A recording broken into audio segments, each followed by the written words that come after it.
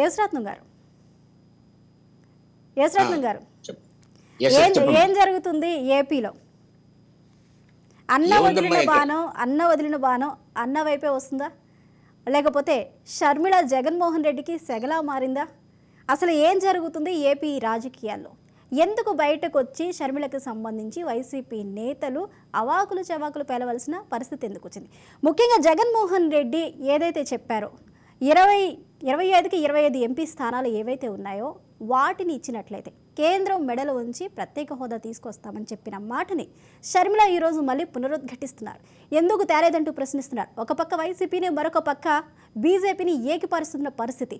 మరి అదే అంత గతించిపోయిన సందర్భం, అసలు అలాంటి పరిస్థితే లేదు, స్పెషల్ స్టేటస్ అనేది ఇప్పుడు ఇచ్చే పరిస్థితి లేదంటూ కూడా కేంద్రం సభావేదికగా చెప్తున్న పరిస్థితిలో మళ్ళీ దీన్ని తెర మీదకి తీసుకురావడాన్ని ఏ విధంగా చూడొచ్చంటారు? ఇందులో అక్కడ వేదిక మీద ఉన్న అందరికి, పెద్దలందరికీ నా నమస్కారం అమ్మా, వ్యూవర్స్ అందరికి కూడా నా నమస్కారాలు. ఇది ఇందులో మాకు తెలిసినంత వరకు కొత్తదనం ఏం లేదమ్మా. కూడా పాత సబ్జెక్టులే మళ్ళీ మనం ఒకసారి మేడం శర్మిల గారు వచ్చారు కాబట్టి ఏదో ఒకటి మాట్లాడాలి, ఏదో ఒకటి చేయాలి. ఎందుకంటే ఇప్పటి వరకు కూడా మేడం శర్మిల గారు తెలంగాణలో యాక్టివ్గానే ఉన్నారు.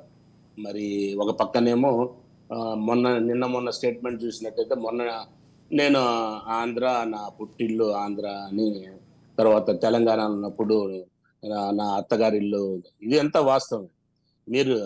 నేననేది ఏంటంటే, ఇప్పుడు ఏదో అర్ధాంతరంగా మరి ఆంధ్ర రాష్ట్రానికి ఏదో స్పెషల్ ప్యాకేజ్ అనో లేకపోతే ఇంకేదనో అని అంటంలో ఏంటంటే, అంటే ఇప్పటి వరకు ఆంధ్రాన్ని పట్టించుకోలేదనేది అర్థమవుతుంది. ఇప్పటి వరకు ఎందుకంటే ఒక పెద్ద కుటుంబం, రాజకీయ కుటుంబం, నాన్నగారు మరి అందరికీ తెలుగు రాష్ట్రాల్లోనే చాలా గొప్ప వ్యక్తిగా ఉన్నారు. మరి అలాంటి కుటుంబం నుంచి వచ్చిన, మరి ఎక్కడ తెలంగాణలో ఉన్నప్పుడే, హైదరాబాద్లో ఉన్నప్పుడు కూడా ఆంధ్ర రాష్ట్రం గురించి కొంతకాలం పూర్తిగా విస్మరించినట్టుగా నేను భావిస్తున్నానమ్మా. ఈ రోజు రాజకీయాలు వేడి, ఎలక్షన్స్ వచ్చేసరికి మళ్ళీ స్పెషల్ స్టేటస్ లేకపోతే ఇంకా వేరే వేరే తీసుకురావడం అనేది కేవలం ఎలక్షన్ స్టెంటే తప్ప అంతకు మించి ఏం లేదనేది నా భావన. ఓకే యేసరత్నం గారు.